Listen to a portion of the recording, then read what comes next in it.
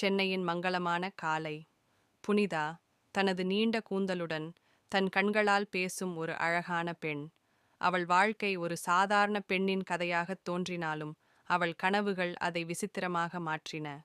புனிதா ஒரு இசைப்பிரியன். அவளது தந்தை தம்லா மிருதங்கம் வாசிப்பவர்.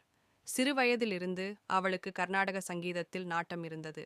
ஆனால் சமூகத்திற்கு பின்னால் ஒரு நிழல், பெண்கள் இசையை ஒரு பொழுதுபோக்காகவே பார்க்க வேண்டும் என்ற ஒரு பழைய கருத்து. ஆனால் புனிதா அங்கு நின்றுவிடவில்லை. அவள் தனது இசை பயணத்தை தொடர்ந்தாள். ஒரு நாள் ஒரு தேசிய போட்டியில் பங்கேற்று தனது இனிமையான குரலால் அனைவரையும் மயக்கியாள். அவளது பாடலுக்கு பாராட்டு குவிந்தது.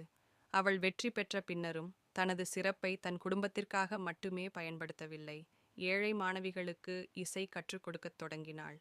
புனிதா ஒரு இசைக்கலைஞராக மட்டுமல்ல, ஒரு சமூக மாற்றத்திற்கான தூணாகவும் மாறினாள். அவள் வெற்றி அவளது அழகை மேலும் உயர்த்தியது.